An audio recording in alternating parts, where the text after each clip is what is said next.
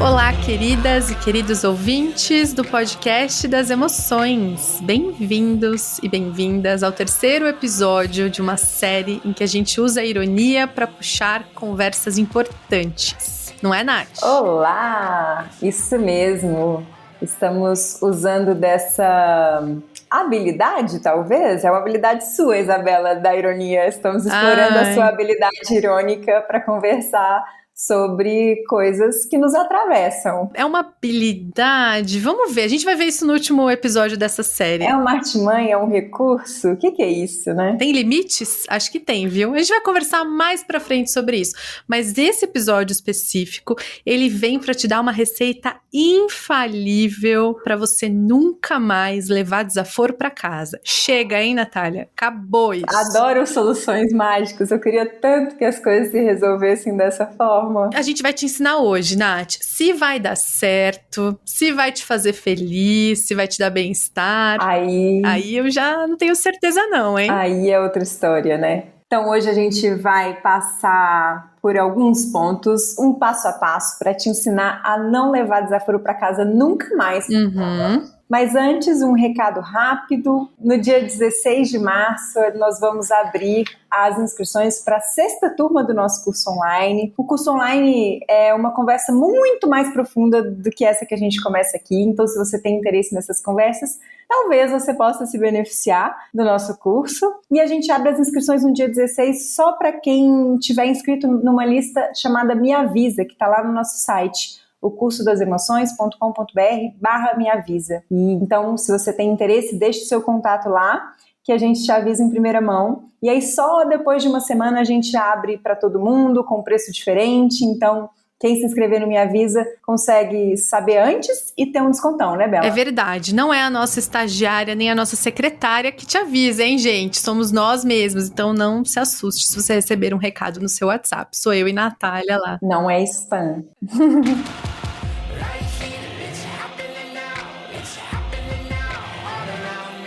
Então, no episódio passado, a gente falou sobre um desses extremos, que é a supressão, que é quero ser uma pessoa fria. Uma pessoa fria é uma pessoa certa, é a pessoa que não sente, é a pessoa que não sofre tanto.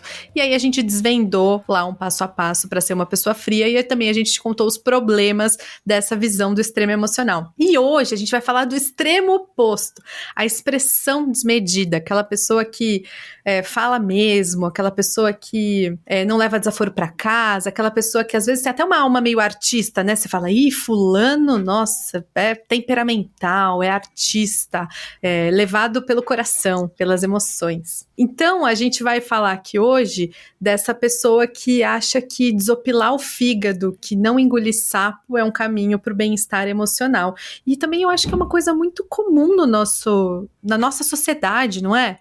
A gente acha que esconder a emoção é suprimir, e aí se eu expressar a emoção, então talvez eu fique bem, se eu falar tudo que eu sinto, se eu agir de acordo com o que a voz da minha raiva, do meu medo diz. Será que é isso? É muito curioso, né, isso que você está trazendo, Bela, porque a gente sai de um episódio, que foi esse último episódio que você está citando, que a gente fala um pouco sobre como que suprimir pode nos fazer mal, e aí a gente precisa tomar cuidado, porque a gente chega aqui para falar da expressão. E assim, pode ser que a gente caia num romantismo de achar que então beleza, já que não é a supressão, vamos expressar aquilo que a gente está sentindo.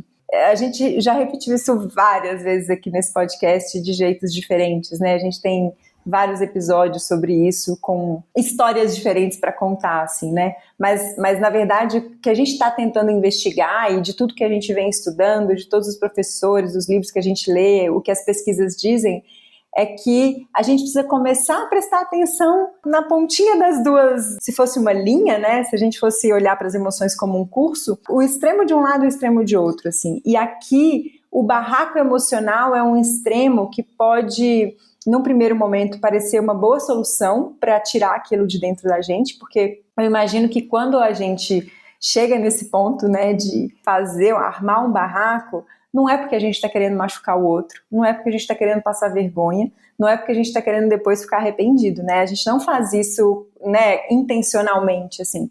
A gente faz isso porque de alguma forma a gente está querendo que aquela emoção, a gente está querendo resolver aquele desconforto dentro da gente. Pelo menos todas as vezes que acontece isso comigo é porque eu estou querendo tirar aquilo de dentro de mim, porque às vezes a raiva dói, às vezes o ciúme dói, às vezes a inveja dói.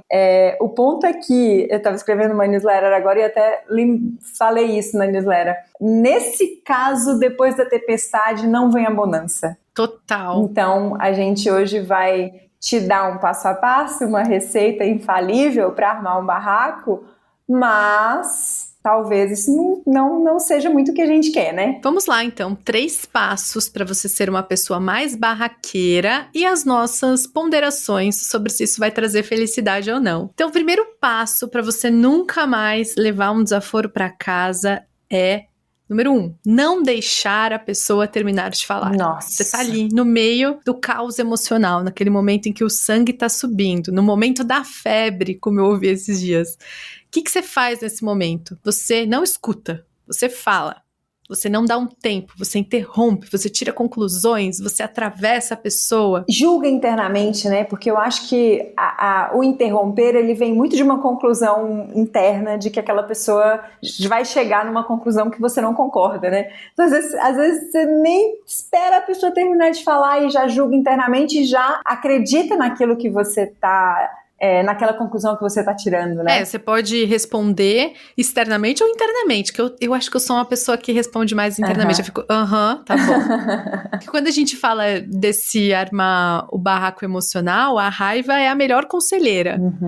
Então, se você quer armar um barraco emocional, ouve a voz da raiva. A voz da raiva vem com muita razão, né? Tenho que fazer isso, é isso mesmo, vai lá, dá na cara dele. Como assim que eu não vou responder isso agora? Que tipo de pessoa que eu sou? Se eu não responder isso agora, né? Que tonta, olha lá. Sou uma idiota, Essa urgência da raiva, a gente pode se agarrar a ela para fazer um barraco emocional. Mas é claro que o que a gente está fazendo aqui, né, é um pouco tentando fazer essa brincadeira para a gente conseguir enxergar, num exercício de imaginação, o quanto não vai dar certo. O quanto isso é um absurdo, né? O quanto isso é um absurdo, o quanto essa estratégia vai só deixar a gente triste, assim. Eu lembrei daquele vídeo do Emicida, Bela, que aliás é um vídeo maravilhoso, a gente muitas vezes discute ele nos encontros, em que ele fala que a raiva deixa a nossa visão turva. Eu acho que essa é uma visão maravilhosa para a gente entender como é que um barraco emocional acontece, né? Qual que é o caminho que precisa acontecer para um barraco emocional acontecer. Então, nós somos atravessadas por aquilo, e aí a nossa mente, naquele momento, a nossa mente está completamente filtrada pela raiva, que é o que o Emicida está chamando de visão turva. Então, naquele momento, é como se a gente já gravou um episódio com aquela música do Arnaldo Antunes, né? Naquele momento, o piloto, é como se o piloto tivesse saído. Eu não tô mais à frente disso aqui. Eu não sei mais o que eu tô falando, eu não sei mais o que eu tô fazendo, né? Quantas vezes a gente já, depois de uma tempestade dessa, a gente fala assim, meu Deus, que pessoa era aquela, né? Eu não lembro o que eu falei direito, não lembro nem o que eu fiz direito, assim. Então, eu gosto muito dessa fala do Emicida, assim, acho uma boa imagem pra gente começar, pelo menos, a tatear por que a gente deveria querer parar um pouquinho, né? E talvez dar um tempinho, assim, antes de agir. Parece que é fácil, mas é dificílimo, não é uma coisa simples de ser feita, assim, porque na hora que a emoção chega, a gente não vai nem lembrar de tempinho, né, Bela? Isso é o que todos os cientistas, professores vão contar sobre a emoção. Assim, ela vem com uma voz poderosa para falar pra gente. Tão importante a gente ter essa noção de que na hora da emoção o melhor é escutar do que falar a gente pode agir de uma maneira equivocada, mas isso também é bom para quando a gente presenciar o outro falando na hora da emoção, presenciar o outro no meio de um barraco emocional, para a gente lembrar também que a argumentação não vai convencer ele, porque ele tá num período refratário. Nossa. Acho que mudou também bastante minha relação com a emoção quando eu percebi isso. Então, principalmente para quem trabalha com serviços, né? A gente deu um curso grande dentro de um hospital e a gente falou isso muito para os funcionários, eles davam muita risada, né? Eu sempre tinha alguém do plano de saúde. Eu ajudo no plano de saúde. Aí eu falei, então você deve viver muitas emoções, porque é isso, né? A pessoa chega com uma raiva ali, ela quer descontar. Não adianta você falar, senhora, é que você não trouxe papel carimbado, mas é só você ir até lá, a gente resolve isso. Não adianta, assim, na hora a visão tá muito tumultuada, na hora a gente quer culpar alguém, a gente quer despejar aquela raiva. Então, acho que lembrar dessa visão turva ajuda a gente em duas coisas. Primeiro, na hora, escutar mais do que falar, na hora da emoção, e depois perceber que o outro precisa de um acolhimento naquela hora. Então, a hora que o outro vem querendo te atacar, não é a hora de você falar, mas você também, né, mas olha só, você fez isso errado, não é a hora da gente apontar, né, porque o outro tá tomado pela emoção. Sabe uma coisa também sobre esse ponto que é muito legal da gente pensar? Como é que a gente fica quando alguém não deixa a gente terminar de falar, né? Nossa. Isso é das coisas que mais me irrita, né, na terra, assim, sabe? Tanto comigo quanto quando eu vejo, isso é muito comum em reunião de empresas, né? Mulheres não conseguirem falar até o fim, né? Uhum. Isso me irrita profundamente, assim. Um bom jeito da gente conseguir ir transformando isso aos poucos, né? Porque a gente tem muitas vezes a gente vai ter esse hábito de interromper, assim. É a gente pensar assim, nossa, como é que eu me sinto quando eu tô, né, querendo terminar um raciocínio e alguém não me escuta até o fim, assim. É um baita exercício da gente fazer, um baita exercício. Então vamos para o ponto 2, de como se deixar levar por um barraco emocional. Como deixar nascer em você esse barraco emocional. E esse ponto 2, eu posso falar muito bem sobre ele, porque eu domino essa arte. O ponto 2 é terceirize o seu desconforto. Eu amo fazer isso, especialmente com o meu marido. Gosto muito de terceirizar, gosto muito de apontar que ele que tá me causando a emoção claramente ali, que não tem nada a ver com isso. Uma boa imagem para isso é aquela de quando a gente, sei lá, chuta um negócio dentro da nossa casa, né? Tá meio apressado, sai de uma reunião para ir para outra, tá tudo meio confuso dentro de casa. Bate o dedinho na quina. Isso. A gente que não tá gerenciando o nosso tempo direito aí, porque a gente tá meio estabanada, assim, a gente bate o dedinho na quina e aí a gente fala assim, mas também por que essa porta tá aqui, né? Essa porta não deveria estar aqui. É verdade. E assim, se a gente começa a pensar, a gente faz isso várias vezes, até para explicar, né, um desconforto. Então, mas ela também, né, por que ela não avisou que ela já tinha feito o relatório? Eu tava refazendo, mas ela não me avisou nada, ela devia ter feito o relatório e mandado e-mail. Tudo é um problema, né? Sempre o outro que tá causando isso, assim. Não sou eu, não é a minha emoção, não é a situação. Nossa, a gente faz isso o tempo inteiro, né? Mas é tão legal, né? Quando a gente consegue, assim, eu tô passando uns dias na casa dos meus pais, né? Então é um baita exercício pra fazer isso, porque a gente consegue perceber a nossa mente da defensiva. Porque é uma mente da defensiva essa, né? E aí várias vezes assim, poxa, eu não tô na minha casa, eu tô na casa deles, então eu que tenho que, tipo, ficar pianinha, assim, né? E fazer as coisas do jeito que eles gostam que seja feita, né? Então, aí várias vezes eu esqueço, porque na minha casa eu não faço determinada coisa, assim, esqueço. Então, sei lá, uma besteira, tem que fechar a chavinha do elevador, e eu esqueço de fechar a chavinha do elevador. Aí a minha mãe vem me xingar que eu esqueço de fechar a chavinha do elevador. Aí eu, tipo, várias vezes eu me pego assim, já explicando por que eu deixei de... Aí eu falo assim, gente, não, só pede desculpa, Natália, cara, tipo, tá tudo bem, mas é muito legal, né? Nossa, Nath. Muito legal de perceber, porque eu percebo muito, já me percebo muito tentando arrumar uma solução para aquele bronca, assim, sabe? E, gente, como a gente deve ter feito isso a vida inteira, né? A gente faz isso a vida inteira. Nossa, nessa sutileza aí eu nem peguei. Eu tava achando que era mais culpar o marido. Então eu tô muito pior do que eu imagino, Natália. Você também tá passando uns dias em Vargem, né, com seus pais. Então é bom de perceber isso, gente. Vá para a casa dos pais e passe uma semana. É uma baita prática. Quem acha que já tá lidando bem com as emoções, a Getsuma Tenzin Palmo falou isso uma vez, né? Ah, é verdade. No retiro no Brasil. Ela falou, passa uma semana com a sua mãe. Aí você vai ver. Se você acha que você já alcançou alguma coisa. E isso que você tá falando é bem legal, porque tá descrito no Atlas das Emoções, naquele projeto da Ivy Ekman, com Paul Ekman, com o Dalai Lama. Se você entrar lá, vai ter a família das emoções, né? E esse estado que a Nath está descrevendo, eu acho que parece com aquilo que tá lá como argumentatividade reativa. Tá, na verdade, traduzido para o português como propensão a discutir. Eu sou ótima nisso. E é um estado, você vê, você percebe, assim, o outro chega, eu já, de prontidão, eu bato, encaro o outro como inimigo, não sou eu o problema. Não, o problema não foi eu que causei, isso aqui é o todo que tá errado, não sou eu. Uma vez eu vi o Tim Olmsted falar isso aqui em São Paulo. O Tim Olmsted, a gente já citou ele algumas vezes aqui, ele é um grande praticante, e aí ele falou assim que uma bela de uma prática que a gente tem que, tipo, ir registrando esses momentos assim na mente é quando a gente quebra a cara, assim, sabe? Quando a gente julga e a pessoa faz algo completamente diferente do que a gente tinha imaginado, assim, sabe?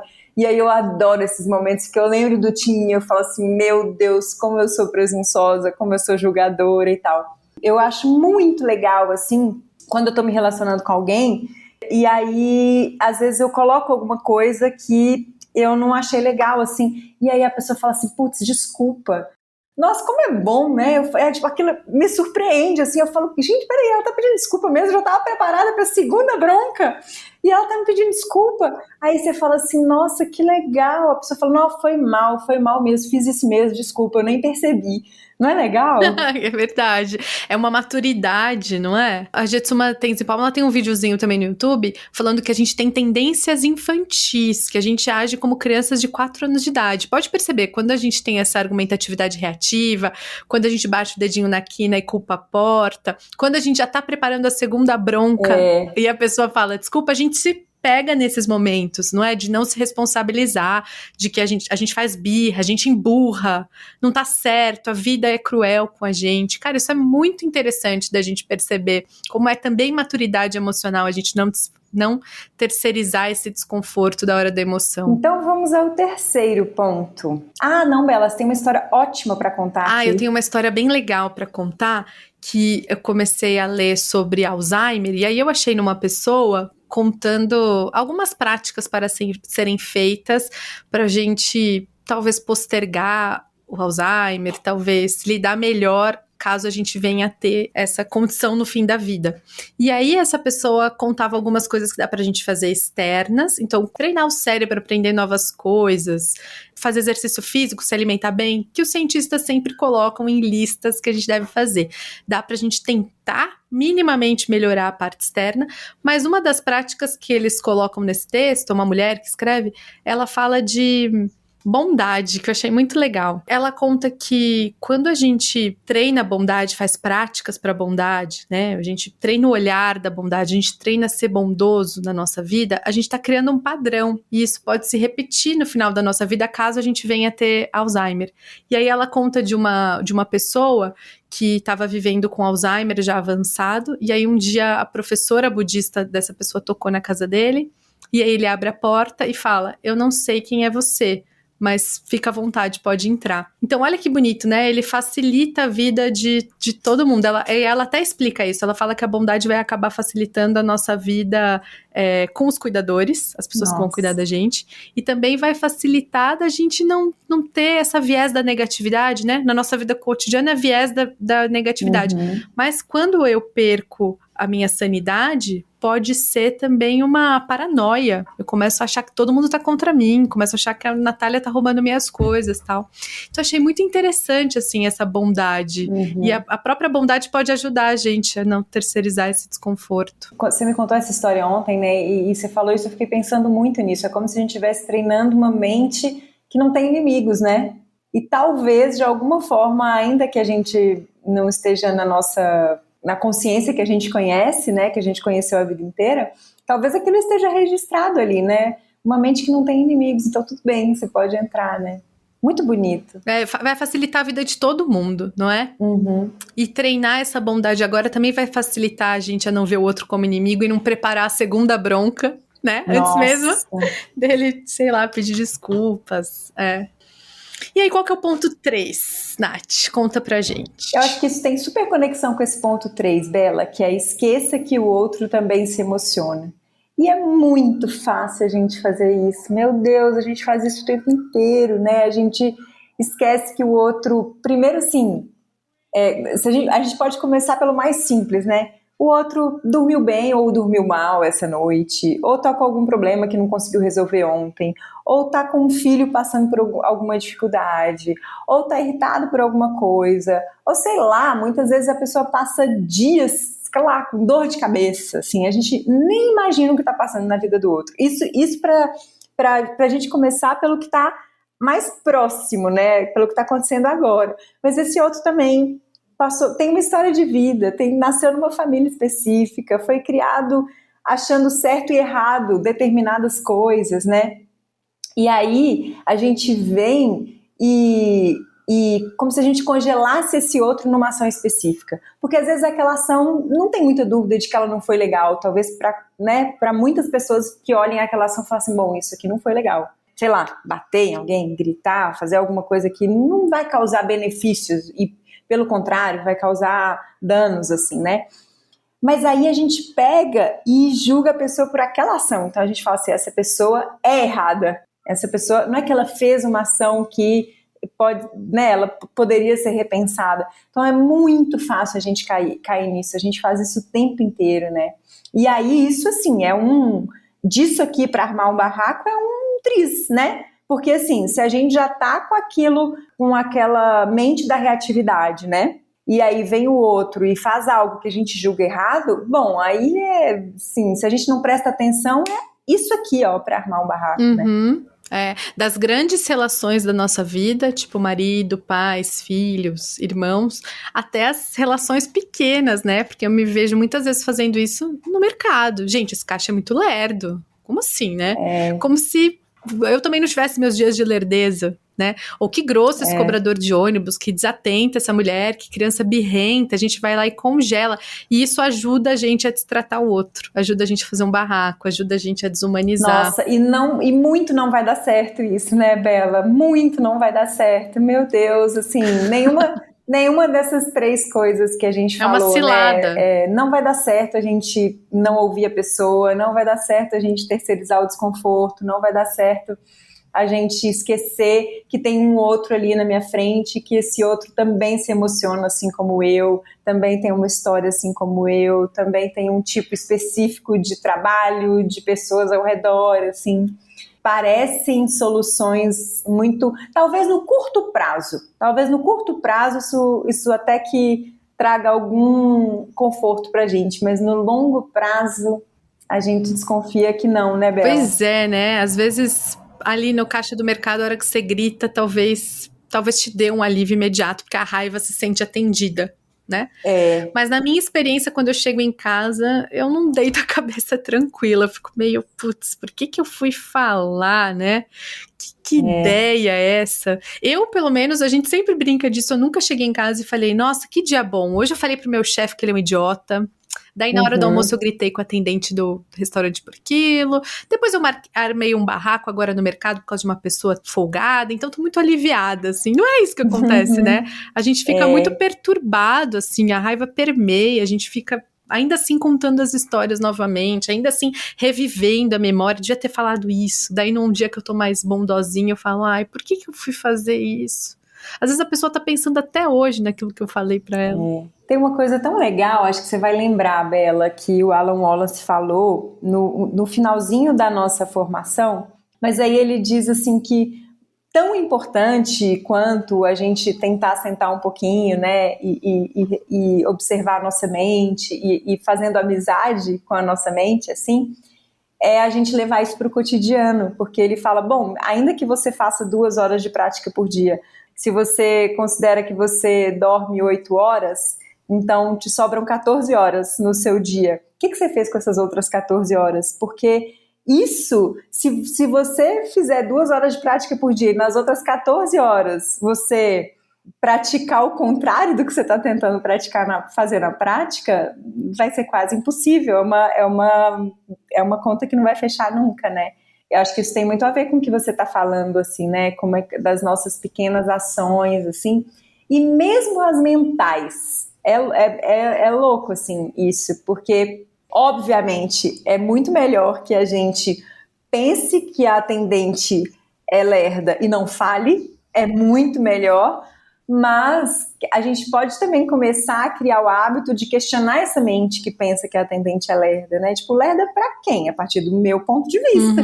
Por que o meu ponto de vista é o ponto certo? Então, que a gente possa também começar a olhar para essa mente, questionar essa mente, assim, né? Eu acho bom. É verdade. Se é uma tristeza que não vai adiantar a gente fazer 30 minutos de meditação por dia, não vai adiantar. Mas, gente, pra mim também é muito bom, assim, saber que essas pessoas estão estudando como que a gente faz isso na nossa vida. Porque, na real, acho que é isso que me ajuda no imediato, sabe? Essas pequenas ações, assim, não rotular de cara uma pessoa, desconfiar, não precisa também, né, agora, ai meu Deus, eu rotulo todo mundo o tempo inteiro, eu sou uma máquina irônica. É automático, né, Bela? Não adianta a gente também se chicotear, porque é automático, quando eu vejo eu já pensei, né? A gente sempre fala, o Cortland Dow dá muito, né, dicas de cotidiano, assim, pra você criar hábito, ou pra você fazer uma prática. Acho isso tão legal, assim, saber que dá pra combinar com o nosso cotidiano, sabe? Tem uma dica do Cortland, que eu li até naquele texto que você compartilhou no nosso Telegram, e aí ele fala, assim, que um bom jeito da gente se manter, assim, né, com um propósito talvez alinhado com coisas que sejam importantes pra gente, é a gente pensar em cada um dos momentos cotidianos, assim, qual é a melhor versão que eu posso ser agora, assim, diante dessa dificuldade, mas diante dessa emoção que eu tô sentindo, diante dessa pessoa que eu tô julgando que é lenta. Qual é a melhor forma que eu posso agir aqui agora, né? Isso tem tudo a ver com essa pessoa que entrou hoje no podcast, porque ela quer ser alguém que não leva desaforo pra casa. Porque quando eu também tenho essa vontade de não ser tonta, não ser passada pra trás, mas eu acho que quando eu falo isso, o que eu quero é ter mais habilidade pra expressar na hora o que eu sinto pro outro, sabe? Eu não quero... Hoje eu vi um tweet falando assim, quantas vezes você ficou desconfortável pra deixar o outro confortável? Tipo, o outro falou uma coisa, sabe? Fez aquela fala racista, machista, misógina, que você falou assim, agora eu devia intervir, mas eu deixei. O que eu queria não é armar um barraco, o que eu queria é ter essa habilidade de chegar e falar, sabe? Ou então só de demonstrar o meu desconforto. Como é que eu mostro pro outro que eu, assim, não tô nem conseguindo lidar com aquilo, agora que ele falou. Então eu acho legal isso, assim, porque qual a melhor versão já é isso, né? Eu posso armar um barraco? Posso. Tenho liberdade de armar um barraco. Mas eu sei que não vai me fazer feliz. E eu sei o que eu quero é expressar agora. Eu não quero levar isso pra casa sozinha.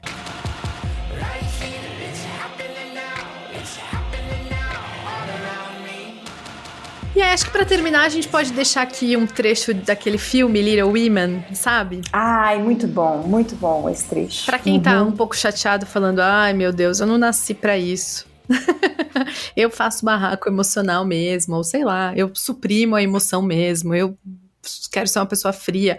Tem um trecho que a mãe conversa com uma das filhas, e uma das filhas, enfim, teve uma briga com a irmã, e ela tá contando pra mãe, dizendo, eu sou uma pessoa muito ruim, porque ela não fala em outras palavras, ela fala, eu me expresso desenfreadamente mesmo, olha só, eu queria ser que nem você, ela fala pra mãe. E aí a mãe fala o quê, Nath? A mãe fala, eu não nasci paciente. Não sei se é exatamente assim que ela fala, né? Eu tenho muita raiva. Eu sou que nem você. Aí o que é mais bonito é que ela fala assim, eu pratico isso há 40 anos, eu treino paciência há 40 anos. Nossa, é bonito isso, né? Então eu fico imaginando essa mãe, tá? Vamos fazer um exercício aqui. Eu fico imaginando essa mãe que hoje a filha enxerga como um exemplo de paciência, um exemplo de pessoa que sabe lidar com a raiva. Talvez, se ela pratica há 40, no primeiro ano ela dava umas explodidas. No segundo ano, ela dava umas explodidinhas. No terceiro, ela dava umas explodidas mais espaçadas no tempo. E é isso. Até que, com 40 anos de prática, talvez alguma transformação possa ter acontecido, assim. Mas ainda assim, ela continua sentindo raiva, ela fala. Ela só não se deixa levar, ela só tem mais recursos, mais habilidade. Ela só entendeu qual é essa tal de melhor versão. Que é muito legal, né? Você ser uma pessoa considerada pelos outros pacientes. Deve ser muito legal. Nossa. Então é isso, pessoal. Até mais. Beijos e até o próximo. Já temos o tema do próximo, Isabela? Como se sentir a pior pessoa do mundo. Um passo a passo. Esse aí eu sou boa demais de fazer, gente. Vai ser ótimo esse. Um beijo, pessoal. Até o próximo. Tchau, tchau.